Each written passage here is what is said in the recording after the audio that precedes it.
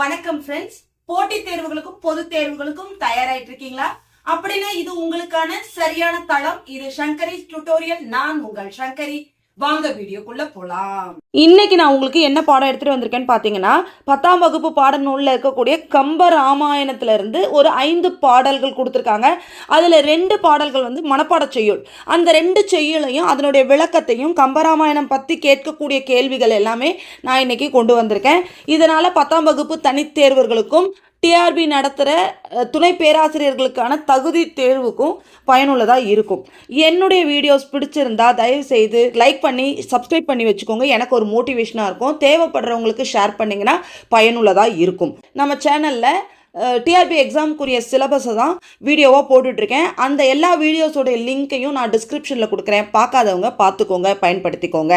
இப்போ கம்ப ராமாயணம், இது கம்பர் எழுதுனதுனால தான் கம்ப ராமாயணம். ஆக இதனுடைய ஆசிரியர் கம்பர்ன்றது நம்ம எல்லாருக்குமே தெரியும். ஆனால் இந்த நூலுடைய உண்மையான பெயர் என்ன அப்படின்னு பார்த்தீங்கன்னா ராமாவதாரம், அதாவது ராம அவதாரம். அதுதான் இந்த நூலுடைய உண்மையான பெயர். அதுக்கப்புறம் அந்த காலங்களில் கம்பருடைய பெயரை சேர்த்து கம்பர் எழுதின ராமாயணம்ன்றனால கம்பராமாயணம்னு வழங்கப்பட்டுச்சு. இதில் இந்த நூலில் மொத்தம் எத்தனை காண்டங்கள் இருக்குன்னு பார்த்தீங்கன்னா 6 காண்டங்கள் இருக்குது. ஆசிரியருடைய சிறப்பு பெயர், அதாவது கம்பருக்கு சிறப்பு பெயராக வழங்கப்படுவது கல்வியில் பெரியவர் கம்பர்.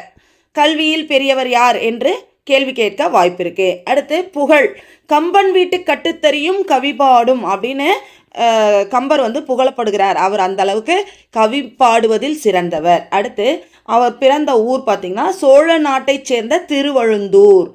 கம்பருடைய ஊர் எது? திருவழுந்தூர். அதுக்கப்புறம் அவருக்கு ஆதரவு கொடுத்தவர் யார் அப்படின்னு பார்த்தீங்கன்னா, அதாவது அவருடைய கவிதைகளை பாடுவதற்கு அவருக்கு ஆதரவு கொடுத்து அவரை வளர்த்தது யார் அப்படின்னு பார்த்தீங்கன்னா திருவெண்ணை நல்லூரை சேர்ந்த சடையப்ப வள்ளல். கம்பர் எழுதின வேறு நூல்கள் என்ன? இதெல்லாம் கேள்வியாக கேட்க வாய்ப்பு இருக்குது. வேறு நூல்கள் என்னெல்லாம் இருக்குது அப்படின்னு கொடுத்துட்றேன். அதில் ஏதாவது ஒன்று கொடுத்து ஆத்தர் பேர் கேட்க வாய்ப்பு இருக்குது. அப்படி இல்லைன்னா கம்பர் எழுதிய வேறு நூல் அப்படின்னு கொடுத்து இந்த நூலில் ஏதாவது ஒன்று கொடுக்கவும் வாய்ப்பு இருக்குது. சரஸ்வதி அந்தாதி, சடகோபர் அந்தாதி, திருக்கை வழக்கம், ஏர் எழுபது, சிலை எழுபது, இதெல்லாம் தான் கம்பர் எழுதின வேறு நூல்கள். இப்போ இந்த பாடநூலில் 10ஆம் வகுப்பு பாடநூலில் இருக்கக்கூடிய 5 பாடல்களில் 2 மனப்பாட செய்யுள்கள். அதனால் அந்த 2 பாட்டை மட்டும் இன்றைக்கி நான் எடுத்துகிட்டு வந்திருக்கேன். பாட்டை முதல்ல பார்த்துடலாம், அதுக்கப்புறம் அதனுடைய விளக்கத்தையும் பார்த்துடலாம்.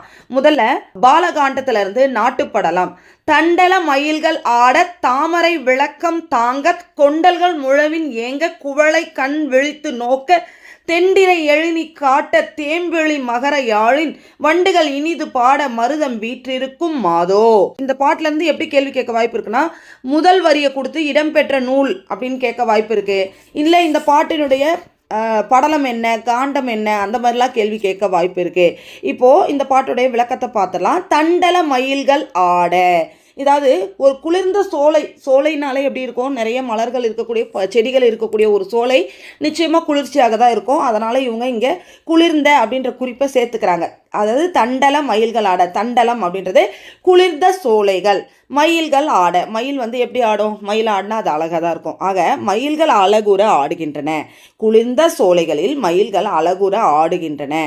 தாமரை விளக்கம் தாங்க, என்ன சொல்கிறாங்க, விரிந்த தாமரை மலர்கள். தாமரை மலர் எங்கே இருக்கும்? குளத்தில் தான் இருக்கும். ஸோ குளங்களில் நிறைந்திருக்கக்கூடிய தாமரை மலர்களானது எப்படி இருக்குதான், ஏற்றிய விளக்குகள் போல தோன்றுகின்றன. விளக்குகளை ஏற்றி வைத்தால் அது எப்படி இருக்கும்? பிரகாசமாக இருக்கும் இல்லையா? அந்த மாதிரி விரிந்த தாமரைகள் பிரகாசமாக இருக்கின்றன அப்படின்னு சொல்கிறாரு.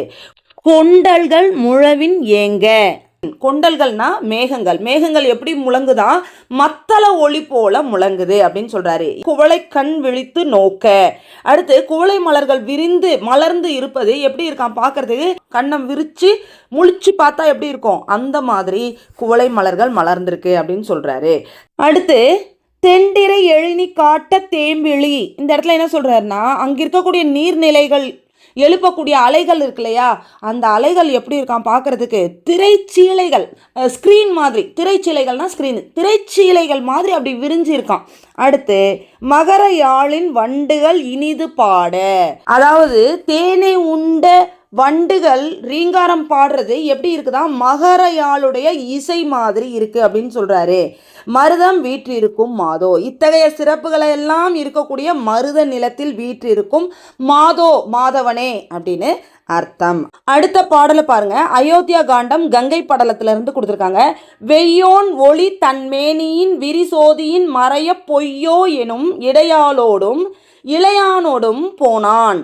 மையோ மரகதமோ மறிக்கடலோ மலை முகிலோ ஐயோ இவன் வடிவென்பதோர் அழியா அழகுடையான்.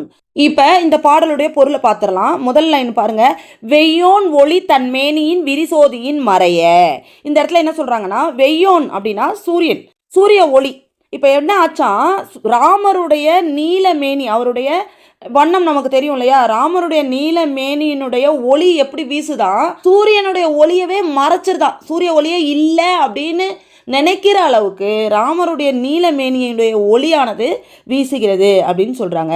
பொய்யோ எனும் இடையாளோடும் இளையானோடும் போனான். அவர் எப்படி போனாரா, இடையே இல்லை, பொய்யோ எனும் இடை, அதாவது இடையே இல்லை அப்படின்னு நினைக்கிற அளவுக்கு ஒரு இடையை கொண்ட சீதையோடும் இளையானோடும், அதாவது இளையான் யாரு இங்க, லக்ஷ்மணன், லக்ஷ்மணனோடும் போனாராம். அடுத்தது பாருங்க.